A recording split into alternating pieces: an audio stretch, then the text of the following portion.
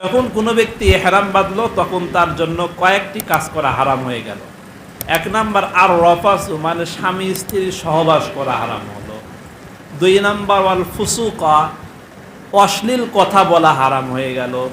তিন নাম্বার ওয়াল জিদালা, মানে ঝগড়া করা হারাম হয়ে গেল। এর দলিল দিচ্ছেন আল্লাহ তাআলা, ফামান ফারাদা ফীহিন্নাল হাজ্জা ফালা রফাসা ওয়ালা ফুসুকা ওয়ালা জিদালা।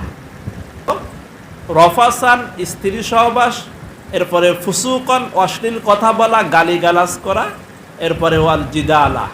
এখন রফাসটা কি? রফাস দ্বারা শুধুমাত্র স্বামী স্ত্রীর সহবাস বোঝায় না।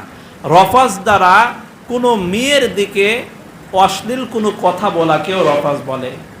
হজ করতে গিয়েছেন, সুন্দরী রমণীরা এসেছে হজ করার জন্য, আপনি তাকে দেখে একটা অশ্লীল কথা, এমন কথা বললেন, যৌনাচারমূলক কোনো কথা বললেন, এটাও রফাস। এটাও কি? এটাও রফাস। 4 নাম্বার,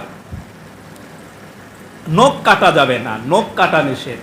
পাগড়ি পরিধান করা যাবে না, পাগড়ি পরিধান করা নিষেধ।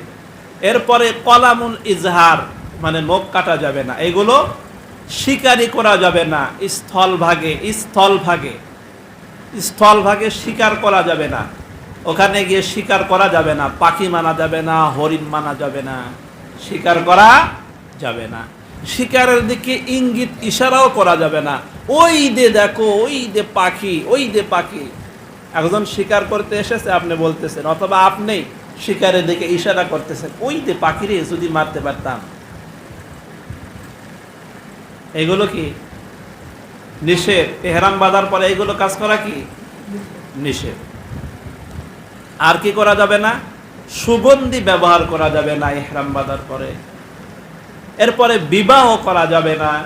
আমাদের ইমাম আবু হানিফা রহমাতুল্লাহ আলাইহি বলেন বিবাহ করা যাবে ইহরাম বাঁধার পরে, বিবাহ করা যাবে। শুধু বিবাহ করা যাবে, বিবাহ করেই থাকতে হবে, আর কোনো কিছু করা যাবে না।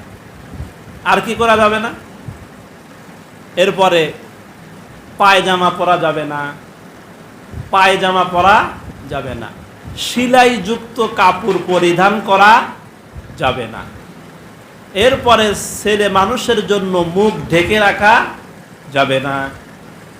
কি হাজিরা কি মাথায় কাপড় দিয়ে থাকবে ছেলে মানুষেরা? ওটা করা যাবে? ওটা করা যাবে না। এমন করে কয়টা কাজ করা নিষেধ?